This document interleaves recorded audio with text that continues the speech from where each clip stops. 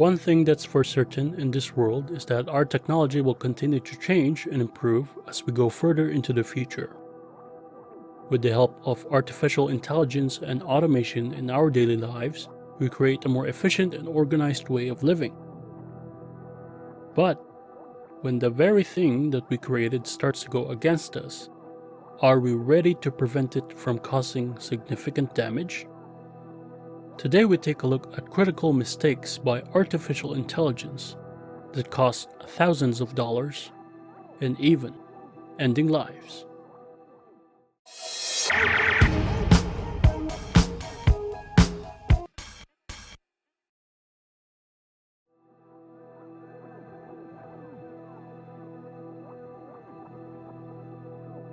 Waze, an app owned by Google, was becoming one of the most downloaded apps in 2017. Boasting more than 110 million users and available in 185 countries, the simple interface and ease of use are bringing in those numbers. It follows consumer behaviors and predicts drivers' needs. What's more, by keeping the app open as you drive, Waze will collect road and driving condition data and use that information to shape route suggestions that are fast and traffic-free. During the Southern California wildfires back in 2017, the app looks at current traffic patterns and suggested routes that avoided major congestions. At the time, it was showing motorists great shortcuts that created their travel times much shorter and traffic-free. But as the route goes on, the people using the app were unaware that the app was leading them into the road that goes directly to the belly of the fires. Google had to scramble and update their maps immediately, but there were already a lot of users who unfortunately had to see and had to come back after seeing that they were heading into the dangerous areas where the wildfire was rampant. After this, the LAPD, Los Angeles Police Department, warns against using navigation apps because it kept directing people into the wildfires. Fortunately, none of the drivers using the app were killed or seriously harmed. The Southern California fires in 2017 took the lives of 47 people. 45 were civilians and 2 were firefighters. Over 1.5 million acres of land were destroyed, and it quickly became one of California's most destructive wildfires for the last 10 years. Had the Waze app not been updated immediately, the app could have added more people into the number of deaths.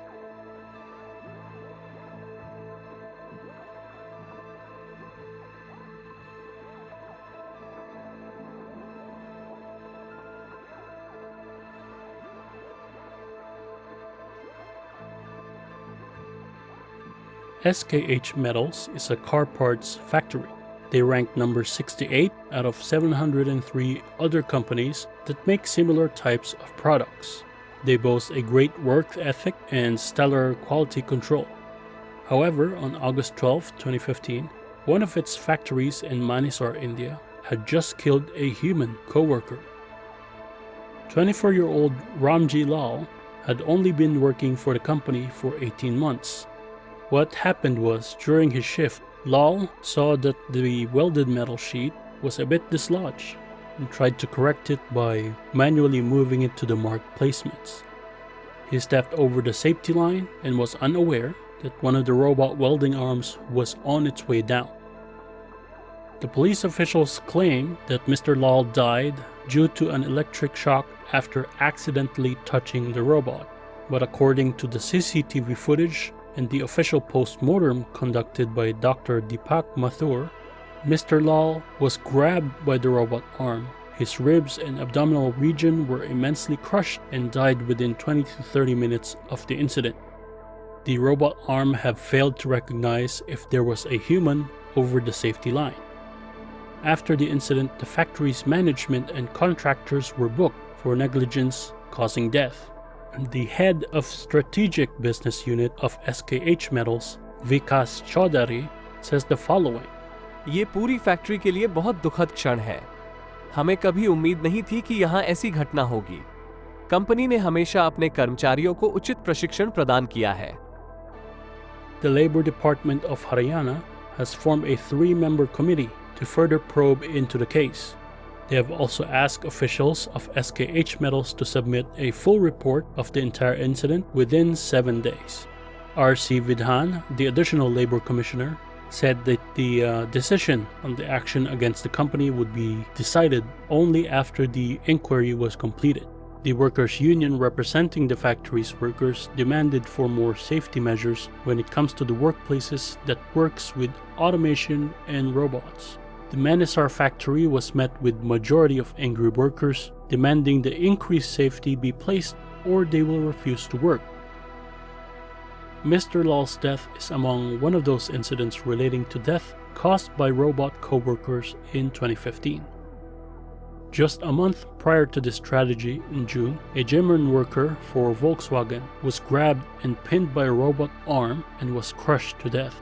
Another one in March, when a man died days later after his intra-aortic septum was damaged. The doctors used a robotic arm to help with the surgery. The patient would have likely survived had the surgeons conducted the full surgery by themselves, without the assistance of the robotic arm.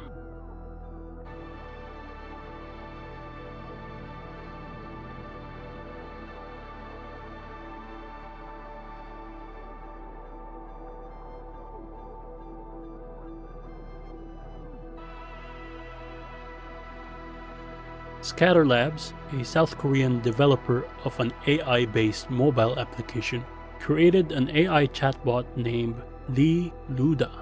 This AI was designed to interact with users on Facebook Messenger, as if you are talking to an actual person.